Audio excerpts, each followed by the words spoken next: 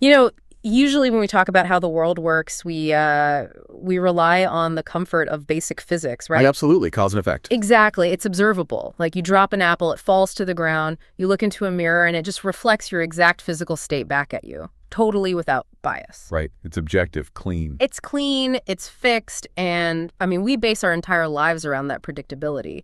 But then you step into the world of manifestation philosophies, and suddenly that objective mirror just completely shatters. Yeah, it really does. We're looking at this landscape where your internal state doesn't just, react to the world. It supposedly acts as the mechanical blueprint that literally builds it. It is the absolute definition of a paradigm shift. I Yeah. mean, it flips everything upside down. It really does.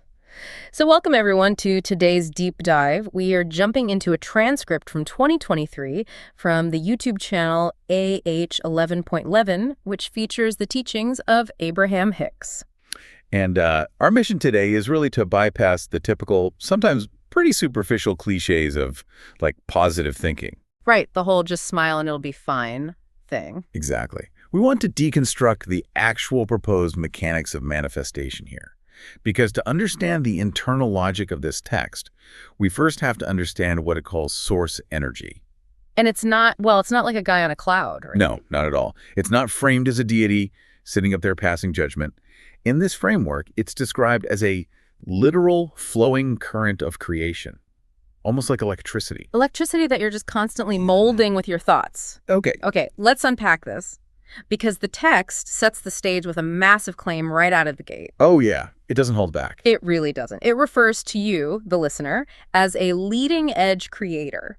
It says that through your everyday life experiences, like all the contrasting things you like and dislike, you are constantly forming preferences. Right. And by doing that, your very preferences literally summon that source energy forward. The fundamental promise of this entire framework is really summed up in just 5 words. Ask, and it is given. Ask, and it is given.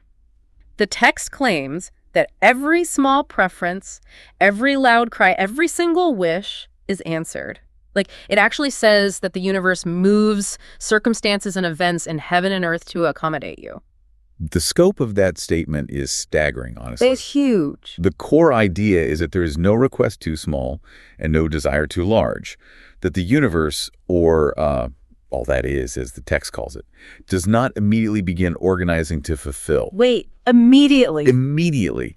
The moment you experience something you don't want, you instinctively launch what they call a rocket of desire for what you do want. Yeah. And the universe instantly answers that request. Okay, I have to stop us there. I just have to channel the immediate skepticism that I know anyone listening to this right now is feeling. Oh, of course. It's the natural next question. Right, because if the universe is immediately delivering on every request and heaven and earth are moving to accommodate us, why are so many people completely stuck? That is the big question. We are looking at a world full of deep pain, sickness, the suffocating discomfort of, not having enough money, the total heartbreak of failed relationships. Yeah, the real tangible struggles. Exactly. If I'm begging for relief from crushing credit card debt and ask, and it is given, is this unbreakable universal law, then where is the money? Right. Where's the check? To quote the pushback from the text itself, what planet is this philosophy focused on? I mean, it borders on victim blaming, doesn't it? It can certainly sound that way at first glance. Like, if someone is sick, is this philosophy really saying they are intentionally locking the door on their own health? That is the exact friction the test addresses head on. And it handles it by completely removing morality and fault from the equation entirely. Removing fault? How does that work? Well, it argues that concepts like blame or deservingness, those are just human constructs. Mechanically, the universe doesn't judge why your door is locked. It only reads the mechanism of your vibration. Okay, so it's strictly mechanical. Exactly. The text proposes that we live in a strictly vibrational universe, managed entirely by the law of attraction. Therefore, if a desire is not being fulfilled in your physical reality, there is only one reason for it. A vibrational mismatch. Spot on. A vibrational mismatch. The delivery has been made. The financial relief or the physical wellness is literally sitting on your porch, but the door is locked. Wow. That is an incredibly bitter pill to swallow. It's tough. It implies complete responsibility. Right. The universe is functioning like this, like cosmic Amazon fulfillment center that always ships the package the second you order it, but we are the ones barricading our own front doors. That's the exact analogy, yeah. So if I am accidentally locking the door on my own deliveries, I desperately want to know how to unlock it. We need to understand the actual mechanics of this vibrational matching. We do. How do you match a vibration? And for that matter, how do you even know what your vibration is at any given moment? I mean, I can't see it. Well, the text asserts that you don't need to overthink it. You don't need to see it, because you can simply feel it. What's fascinating here is how the text completely redefines human emotions. How so? They are no longer viewed as these heavy psychological burdens or trauma responses or moral judgments. They are simply mechanical feedback systems. Feedback systems, okay. Right. Vibration isn't some mystical, invisible aura that requires special equipment to detect. Your vibrational content translates directly into your physical format as your emotions. I really love the radio analogy the text uses for this. It makes the mechanics so much clearer. Oh, it's a brilliant analogy. It points out that you cannot set your physical radio dial to 98.6 and expect to hear the music that is being broadcast on 101 FM. Exactly. The frequencies physically have to match it. They have to match. Think about the sheer absurdity of someone getting into their car, tuning the radio to a hardcore heavy metal station, and then aggressively demanding to hear smooth jazz. Just screaming at the dashboard. Yes. They're banging their hands on the steering wheel, furious that there are no saxophones playing. But that is exactly what we're doing when we want more money. But our internal state is vibrating in the absolute terror of our debt. That's exactly. And the crucial part of that analogy is that the heavy metal station isn't broken. Right. It's functioning perfectly based on the frequency you tuned it to.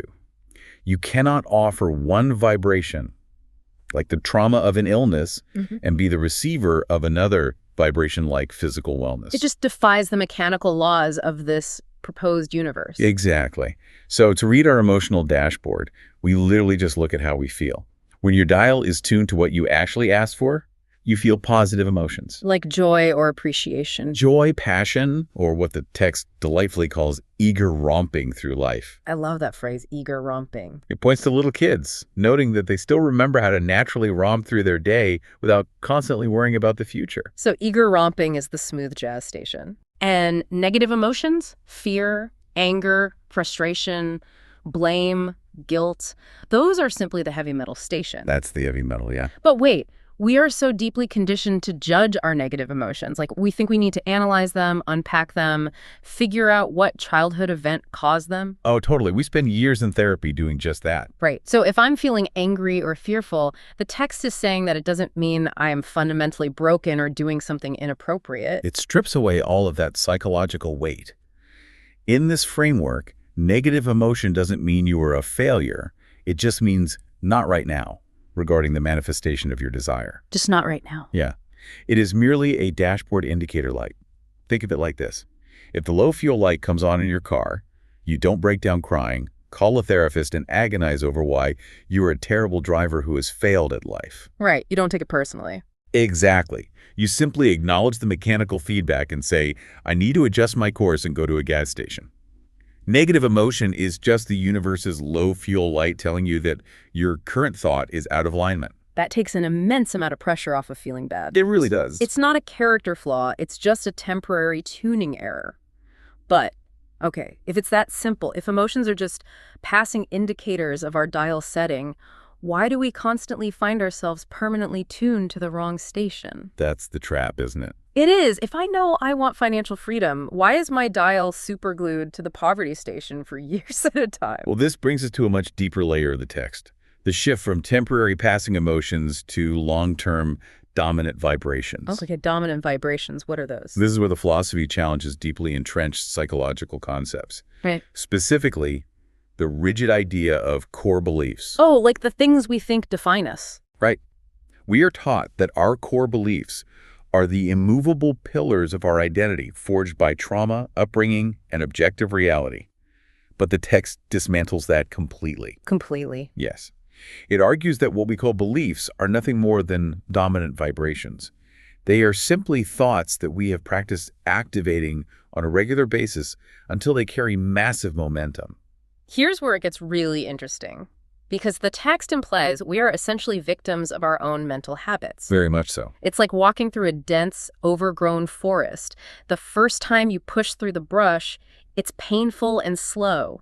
But if you walk that exact same path every single day for 10 years, it becomes a cleared, paved trail. Exactly. It becomes the path of least resistance. Right, becomes the absolute easiest route for your brain to take, even if that specific trail leads straight into a miserable swamp. And the law of attraction is supposedly always reinforcing that trail. It brings you more thoughts that match the frequency of the thought you keep activating. So the swamp gets deeper. Exactly. To help you diagnose where your paved trails lead, the text offers a series of rapid-fire questions. And for everyone listening, think about your own immediate internal response to these. Okay, let's hear them. When you think about the subject of money, does your stomach tighten up, or does it fundamentally feel like freedom and adventure? Oof, that's a revealing one. Right. When you think about your primary relationship, does it feel like joyful fun, or does it feel like heavy bondage? Wow. When you think about your physical body, do you feel sure-footed and capable, or do you feel vulnerable and fragile? Man, if you are honest with yourself, you know exactly where your dominant vibrations are based on the immediate visceral feeling those subjects trigger. You can't hide from the feeling. No, you can't. But here's my struggle with this. If a belief is just a practiced habit, a forest trail we've walked too many times, why is it so hard to just stop walking it? Because of how the universe processes our focus. Like, if I realize my trail leads to a swamp, logically I just want to say, I'm not going to think about my crushing debt anymore. I'm actively deactivating that vibration right now. I'll just aggressively block out the heavy metal station. Logically, that is exactly what human beings try to do. We fight our negative thoughts. But the text introduces its most vital, uncompromising mechanical rule. Which is? This universe operates entirely on the principle of inclusion. There is no such thing as exclusion. Wait, no exclusion at all? None. The universe does not hear the word no. Think of your attention as a neon yellow highlighter pen. Okay, a highlighter. If you look at your massive credit card bill and scream, "I do not want this debt," you are literally taking that highlighter and coloring in the word debt. Oh, wow. The universe only sees the highlighted concept. The very act of focusing your attention on something, even to push it away with all your might, activates its vibration. Oh, that explains so much about human frustration. Isn't it? It's the classic don't think about a pink elephant problem, but on a cosmic scale. By aggressively trying to force the pink elephant out of my mind, I am guaranteeing that the only thing in my mind is a giant pink elephant. Exactly. And the text actually scales that exact mechanism up to explain some of humanity's biggest struggles. Like what? It points to massive societal efforts. The war on drugs, the war on terrorism, the war on crime, the war on cancer. Oh, I see where this is going. Right. Looking past the social or political elements of these issues, the text uses them to demonstrate a pure mechanical failure. Millions of humans genuinely believe that if they push hard enough against the things they hate, their sheer force of resistance will obliterate those things. But because of the highlighter pen? Yes. Under the law of inclusion, every one of those issues only expands. The intense collective focus acts as a massive highlighter pen. You can never deactivate an unwanted reality by pushing against it. Because pushing against it is still focusing on it. Precisely. Mechanically, you can only deactivate the unwanted by deliberately focusing your attention on what you do want. So you can't fight the darkness, you just have to turn on a light. Exactly. That sounds beautiful on paper, but I mean, the actual execution of that is maddeningly difficult. The text even shares a surprisingly relatable anecdote about Esther, the woman who actually channels and speaks these teachings. Yes, the Esther story is very revealing. Right. Even she, someone deeply embedded in this philosophy, has moments where old, unwanted vibrations get reactivated. The story describes her getting all huffed up, physically pounding on a counter, and aggressively declaring, "I can damn well choose what is my dominant vibration. I can choose." And the response she received from the teachings is quite telling. It was essentially, well, we had hoped you would feel a bit more positive about making that choice, but step one is good too. Huh. It's a little reality check for her. Exactly. It illustrates that the transition from creating reality by default, where you just react emotionally to whatever happens around you, to becoming a deliberate creator takes immense conscious focus. It's active work. It is. You have to reach a point where you are dictating the sequence of your thoughts from the inside out, rather than letting your external environment dictate them from the outside in. And that perfectly sets up the final and frankly the most difficult hurdle in this entire deep dive. The biggest challenge of all. How do you dictate your thoughts from the inside out when the outside is literally screaming at you? Almost everyone offers their vibration solely in response to what they are actively observing in their physical reality. It's how we're wired. If my bank account is full, I feel great and secure. If my bank account is overdrawn, I feel terrible and panicked. I am just a mirror reflecting my circumstances. Right, you're observing what is. Exactly. I have bills to pay. I have physical symptoms to deal with. If I try to pretend my bank account is full when it's completely empty, I'm not being a deliberate creator. I'm just being delusional, right? The text leans directly into that exact discomfort. It poses a central mind twister to force the issue, asking you directly, do you choose truth or do you choose feeling good? Man, that is a wild question. From the time we are children, we are drilled with the mandate to tell it like it is. We're told to face the facts, be realistic, and stop daydreaming. Right, be practical. But if we connect this to the bigger picture of the text's framework, we uncover its most radical stance on reality itself. The philosophy argues that if you keep observing what is, like your current bank balance or your current health status, and you offer your emotional vibration solely in response to that current fact, then mathematically, nothing could ever change for you. Because the law of attraction just reads that panic vibration and delivers more circumstances to panic about. Staring at an empty bank account and feeling poor just guarantees that the bank account stays empty tomorrow. Precisely the mechanic. The text makes this staggering claim that there is no reality separated from your attention to it. None at all. None. Think of your current reality. Every single fact, every hard truth, every piece of undeniable evidence you are living right now as a printed receipt. A printed receipt. I like that. It is just the crystallized result of your past attention. The present moment is old news. It is a printout of what you were vibrating yesterday, last week, or last year. Oh, wow. So today is just yesterday's vibration solidifying. Exactly. If you let today's printed receipt dictate how you feel right now, you are effectively hitting the print button on the exact same receipt for tomorrow. You just keep printing the same negative balance. Yes, you become trapped in an endless loop of recreating the exact same reality simply because you refuse to look away from it. So what does this all mean? It means we have to completely reevaluate our allegiance to the truth. We really do. We have this bizarre loyalty to suffering as long as it's factually accurate. The text asks a piercing question. Why let someone else's attention to something unwanted, which created a reality you don't want, which then solidified into a societal truth, dictate your vibration? Just because it's a fact doesn't mean you have to focus on it. Exactly. Just because something is true doesn't mean it deserves your highlighter pen. There are millions of true things happening concurrently. Absolutely. It is an absolute fact that people are in deep poverty right now. But it is equally true that people are experiencing massive, unexpected windfalls of wealth right now. Both are quantifiable facts. Both are true. The ultimate goal of a deliberate creator is to recognize that you have the supreme power to choose which truth you give your vibration to. You are choosing which seeds to water in the garden.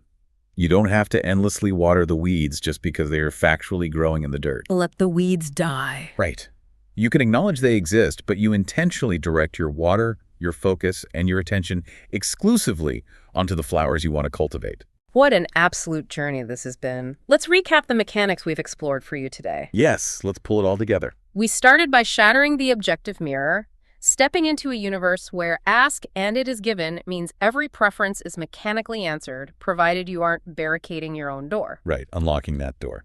We explored the emotional radio dial, learning that our negative feelings aren't deep psychological failures, but simply low fuel lights showing us we are tuned to the wrong frequency. A simple dashboard indicator. Exactly. We redefined our rigid core beliefs as nothing more than highly practiced, paved trails in the brain. We discovered the trap of the universe of inclusion, where pushing against what we hate only highlights it further. A highlighter pen effect. Yep. And finally, we confronted the ultimate paradox. The realization that endlessly observing the current truth is the very mechanism keeping us trapped in it, and that true deliberate creation requires us to prioritize our vibrational alignment over simply telling it like it is. This raises an important question, one that builds directly on the radical philosophy we've just unpacked. I'd love to hear it. If every solid, undeniable fact in your life right now is just a crystallized echo, a printed receipt of where you used to place your attention, then tomorrow's truth is completely, entirely unwritten. Completely unwritten. So what parts of your current reality are you keeping alive right now simply because you are too polite or too practical to stop staring at them? Wow. That is a profoundly heavy thought to leave on.